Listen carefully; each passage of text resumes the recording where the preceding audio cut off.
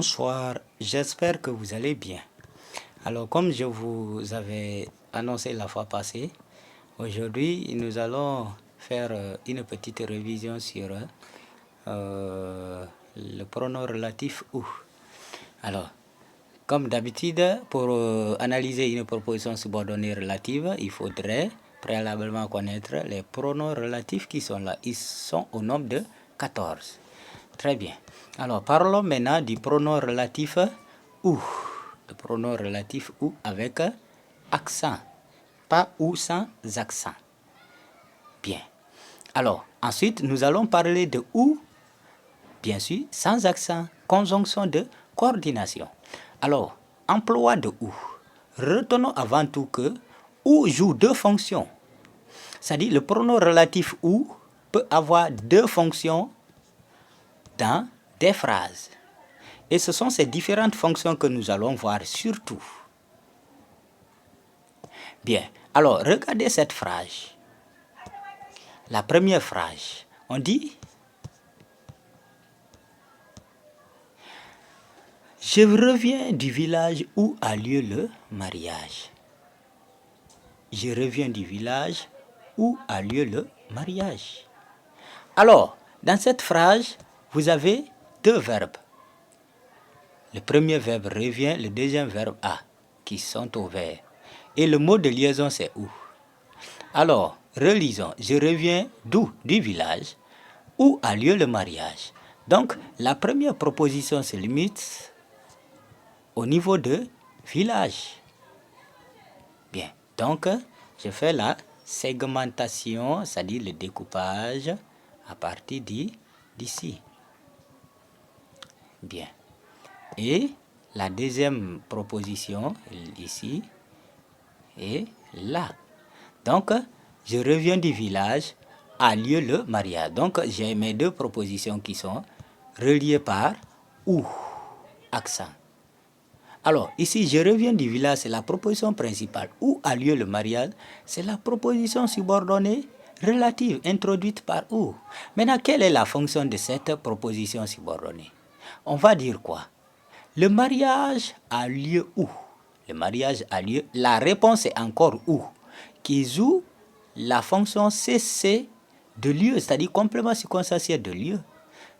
Or, on sait que où remplace le village. Ensuite, nous avons la deuxième phrase. Je me souviens de l'année où j'ai eu mon baccalauréat. La phrase est là. Je me souviens de l'année où j'ai eu mon baccalauréat. Alors, dans cette phrase, nous avons un verbe, deux verbes, me souviens et eu. Donc, nous avons deux propositions. Et ici, nous avons le mot de liaison qui est ou accent pronom relatif. Bien. Alors, analyse. Je me souviens de l'année. Proposition principale. Où j'ai eu mon baccalauréat. Proposition subordonnée relative. Complément circonstanciel de temps. Parce que ici, où remplace un nom qui évoque le temps, l'année. Donc la question c'est quoi? J'ai eu mon baccalauréat quand? L'année. Ou alors où? Alors, ne confondez pas ou accent et ou sans accent. Conjonction de coordination. Bien, exemple de phrase. Ici, vous avez un exemple de phrase. Alors, veux-tu manger des pommes ou tu désires boire du jus? Bien, alors dans cette phrase, vous avez l'emploi de ou ici, sans accent. Alors, ou sans accent est une conjonction de coordination qui relie deux propositions indépendantes coordonnées. La première, elle est indépendante et la deuxième, elle est indépendante coordonnée par ou sans accent à la première proposition. Donc, c'était un peu ça. Et l'astuce pour faire la différence entre les deux, ou accent et ou sans accent, c'est d'employer ou bien à chaque fois. Exemple, je reviens du village où bien a lieu le mariage. On sait que la question, elle est très mal posée, ça ne peut pas marcher, donc ou bien n'a pas sa place ici. Encore, je me souviens de l'année où bien j'ai eu mon baccalauréat. On sait que la question est un peu tordue. Donc, ou bien n'a pas sa place là. Ensuite, veux-tu manger des pommes?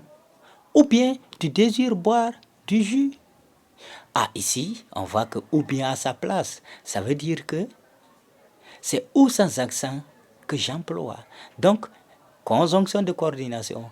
Merci donc. Si vous n'êtes pas abonné à ma page, veuillez vous abonner afin d'avoir beaucoup plus d'informations. Et la prochaine fois, vous aurez un autre cours sur toujours l'analyse logique. Merci, à bientôt.